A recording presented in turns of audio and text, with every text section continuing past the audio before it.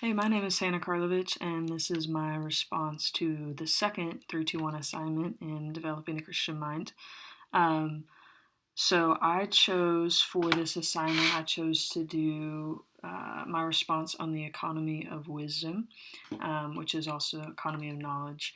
And the reason I chose this episode was mainly because last semester, I had a professor who really strongly influenced me to gain knowledge through reading, and not just for the sake of gaining knowledge alone, but for the sake of gaining understanding. And so that was a new concept for me, was not just not just reading for the sake of reading, but really reading and gaining knowledge for the sake of understanding and being able to grow into the person that God has created me to be, and gain knowledge through that so that I can be able to help the people around me to my fullest potential.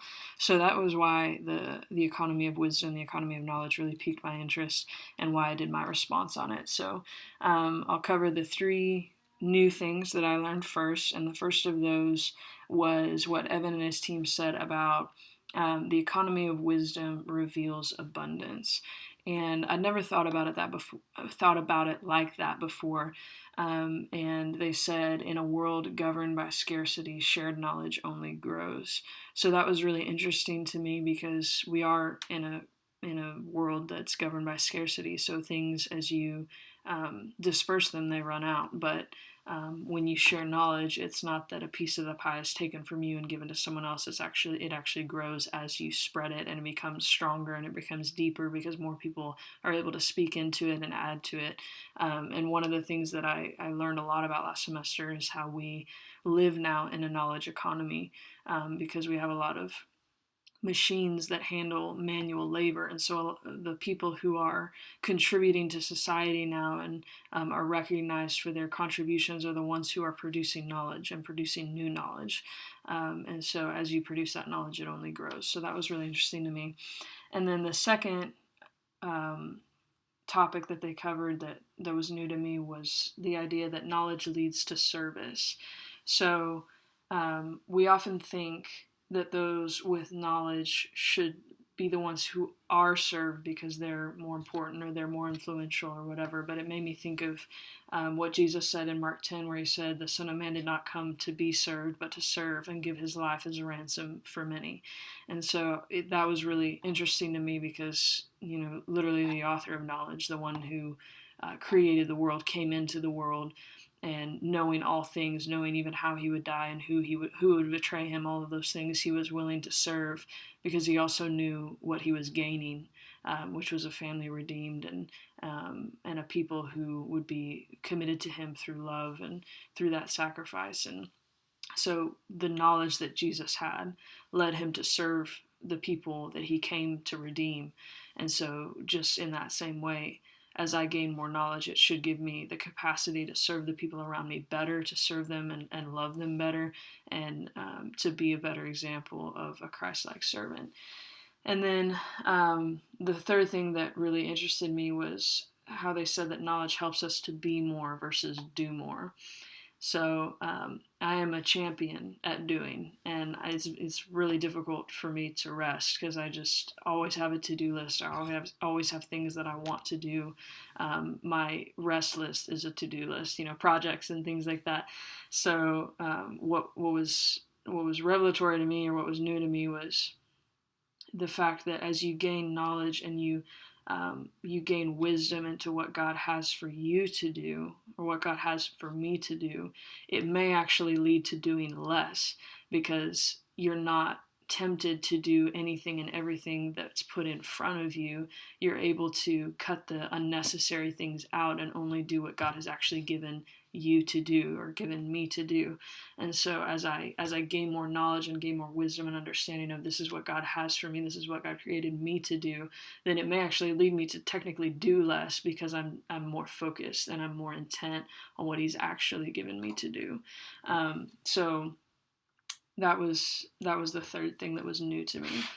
And so moving on to the two things that were reinforced, I loved the part where they talked about the earth being a representation and an expression of God's glory. And that was something that I've known.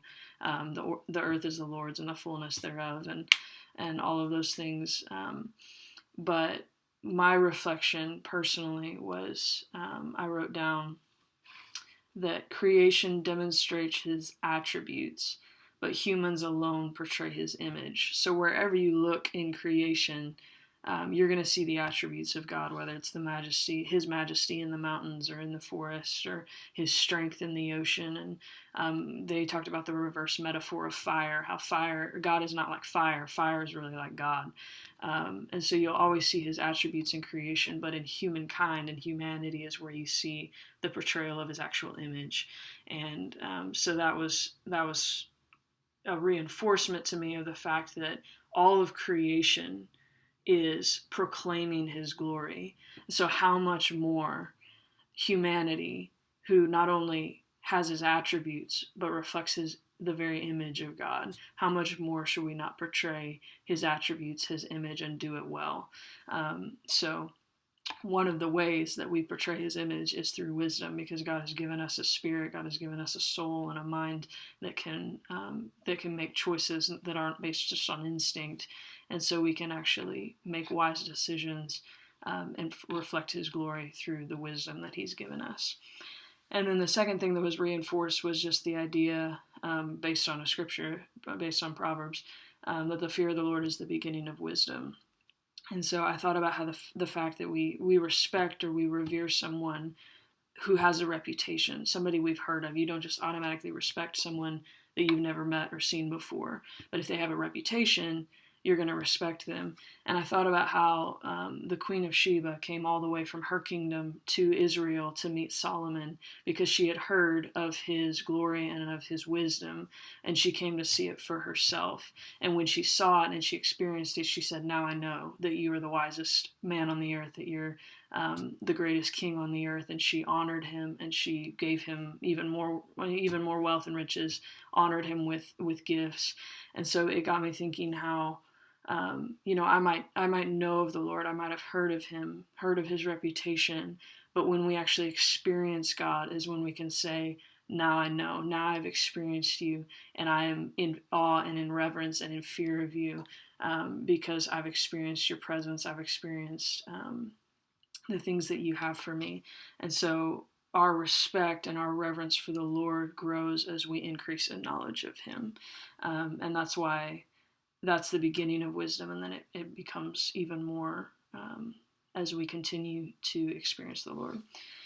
And so then the question that I chose to answer is, what would our community look like if we were all using our gifts to the fullest potential? And so for me recently, that has been recognizing the gifts that God has given me, recognizing the value of those gifts, and not backing down from them or rejecting them because they seem less than somebody else's gifts or less than somebody else's capacity or ability.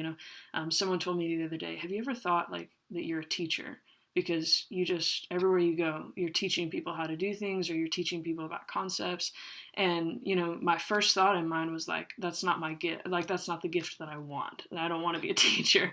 And so the first thought that came to my mind was rejecting that, because we have a stigma or a preconception that a teacher means standing in front of a chalkboard, like teaching students. But in that moment, like, I thought, no, God has given me that gift to be a teacher. So if God has given me the gift of teaching, it may not look exactly like I think it would. It may not look like standing in front of a chalkboard and teaching kids, but I don't want to reject that gift. I want to ask the Lord, okay, how do you want to use this gift? It may not be how the world says it should be used. So that's what I think it would look like if we were all living to the greatest potential of our gifts. I wrote this down. We would be situated in the place that God designed for us to thrive. So it may look differently than other people think it should look. It may sound different. I may have to think about it differently. But it would affect our communities in the sense of we would all be thriving. I think there would be less depression. There would be less anxiety. There would be less questioning of, is this really where I'm supposed to be? Or less grasping for, like, I'm not there yet. I want to be in my dream job.